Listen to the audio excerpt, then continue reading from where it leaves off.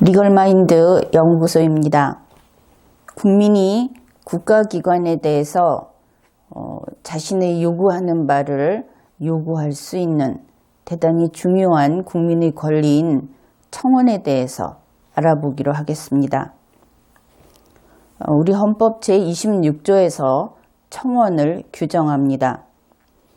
헌법 제26조는 헌법 편차로 보았을 때 제1앞에 전문이 있고 그리고 제1장 총강이 제1조부터 제9조까지 총강에 들어갑니다. 그 다음으로 나오는 제2장 국민의 권리와 의무라고 하는 제2장 속에 들어 있습니다. 헌법 제26조 제1항은 다음과 같이 규정합니다. 모든 국민은 법률이 정하는 바에 의하여 국가기관에 문서로 청원할 권리를 가진다. 여기에서 이 청원권은 모든 국민의 권리라는 것을 헌법이 직접 규정하고 있습니다. 또한 법률이 정하는 바에 의하여 라고 하고 있는데 현재는 이 헌법 제26조 제1항을 근거로 해서 청원법이 만들어져 있습니다. 여기에서 유의할 것은 청원은 헌법상 반드시 문서로 하여야 한다 하는 것을 기억해야 하겠습니다. 물론 이것이 전자정부법이 시행되면서 전자문서에 대해서도 법적인 문서로 인정하는 그 근거가 마련되어 있기 때문에 조금 그 폭은 확장이 되었습니다. 그러나 분명한 것은 문서로 청원해야 한다 하는 것이죠. 제26조 제2항 국가는 청원에 대하여 심사할 의무를 진다. 헌법은 이렇게 명확하게 규정을 하고 있습니다. 국민이 청원을 하면 국가기관은 이 청원에 구속되도록 해놓은 것입니다. 청원법을 보면 제1조 목적에서 이렇게 규정을 합니다. 이 법은 헌법 제26조의 규정에 의한 청원권 행사의 절차와 청원의 처리에 관한 사항을 규정함을 목적으로 한다. 현재로서는 이 청원법에 따라서 청원권이 행사가 되고 그리고 그 청원이 처리가 되고 있습니다. 청원법 제3조에서 청원 대상 기관을 규정합니다.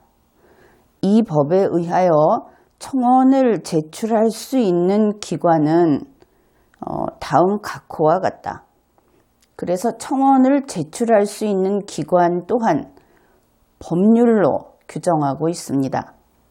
명령이나 그 하위 규범이 아닌 것이죠.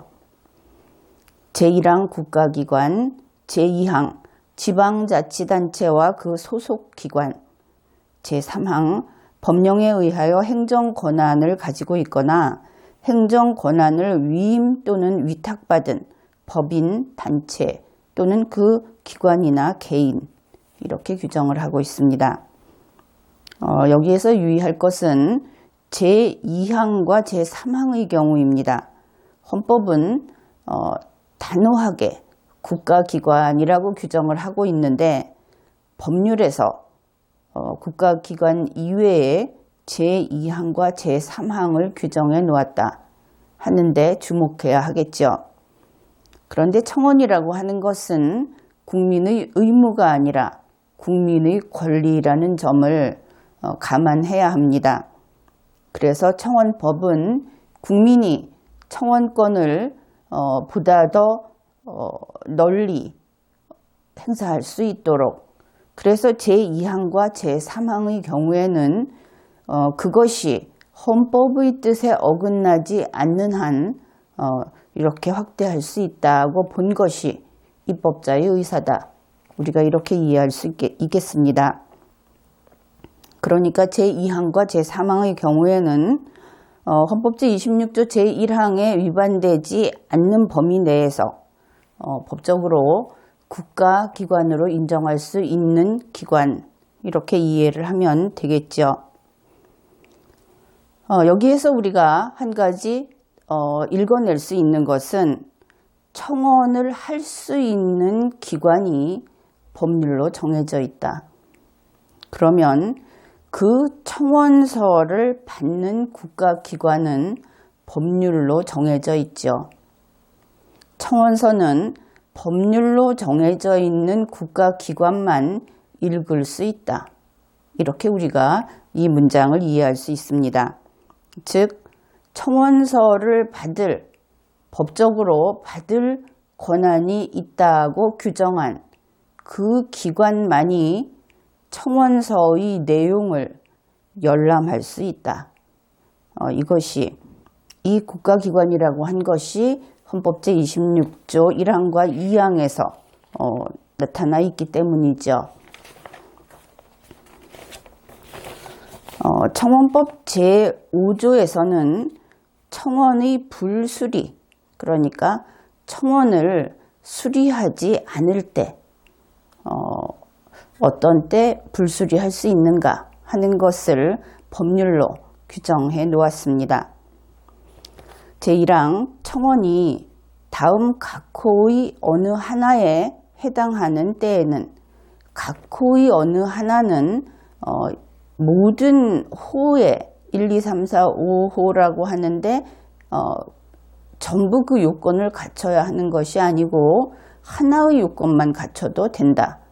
이것을 여러분이 알고 있을 겁니다. 그래서 다음 각 호의 어느 하나에 해당하는 때에는 이를 수리하지 아니한다.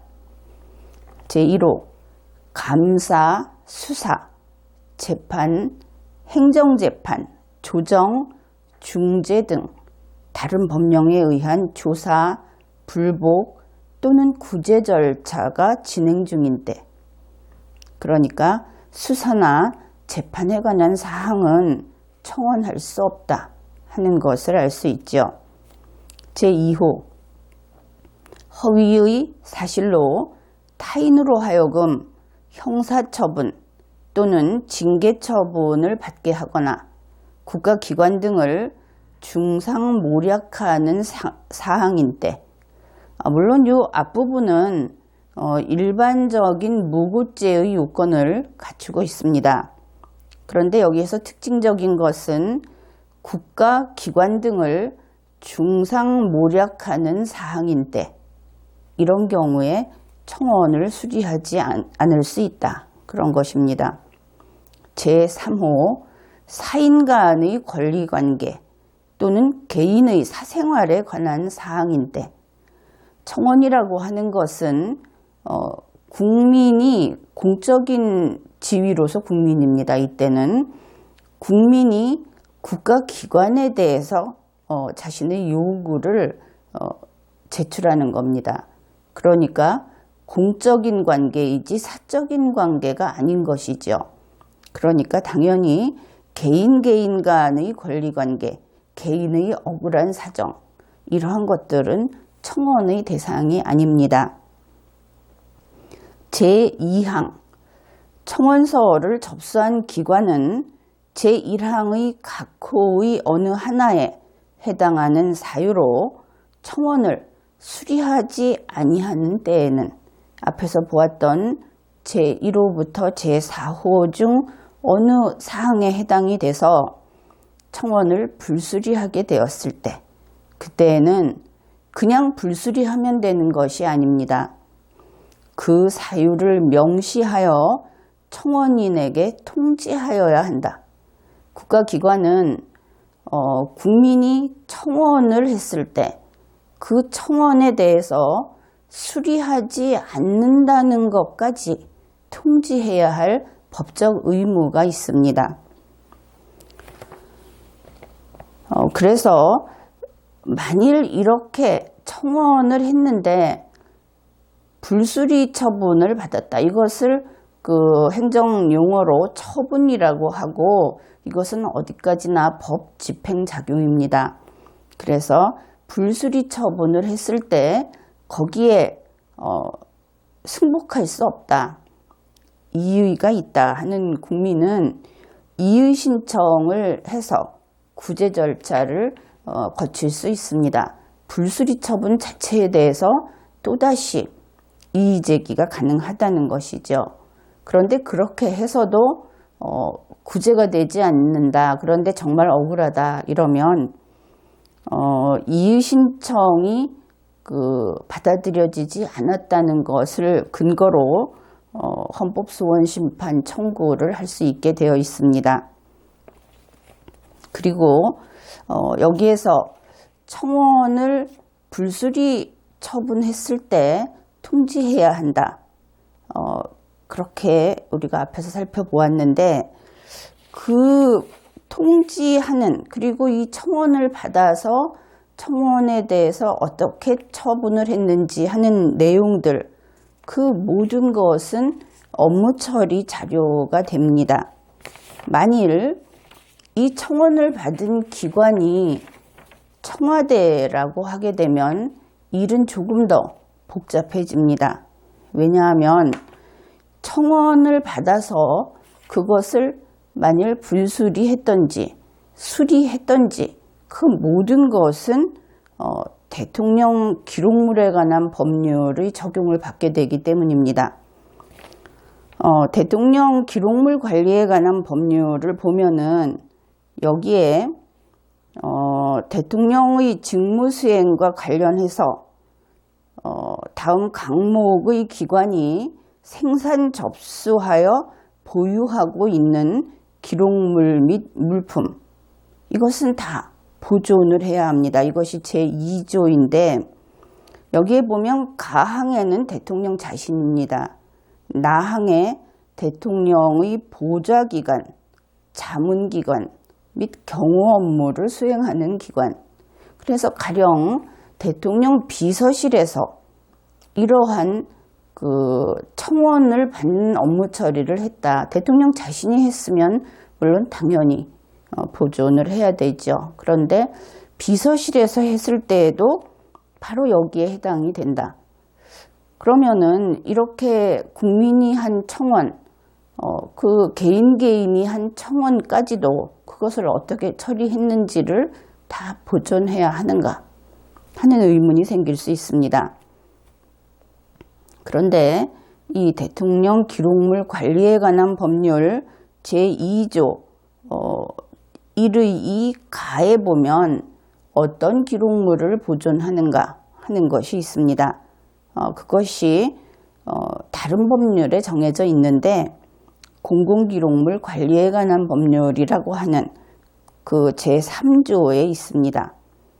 기록물이란 공공기관이 업무와 관련하여 생산하거나 접수한 문서, 도서, 대장, 이러한 모든 형태의 기록 정보 자료와 행정, 박물, 온갖 물건들을 말한다. 이렇게 돼서 이 청원의 불수리 부분이 사실 청와대나 대통령 쪽에서 이 청원을 건드리게 되면 업무가 폭증하게 됩니다. 하나는 청원법, 헌법과 청원법에 의한 업무고, 또 하나는 대통령 기록물 관리에 관한 법률로 인한 업무고, 게다가 그것을 불수리한다든지 하게 되면 나중에는 헌법소원의 대상까지 되고, 이러한 복잡한 문제가 생기죠. 그래서 이번 회에는 이 청원이라고 하는 것이 그 법으로는 어떻게 규정하고 있고 실제로 그것이 국가기관이 어떤 식으로 처리를 하게 되는지 하는 것들을 살펴보았습니다. 이번 회에는 여기까지 하겠습니다.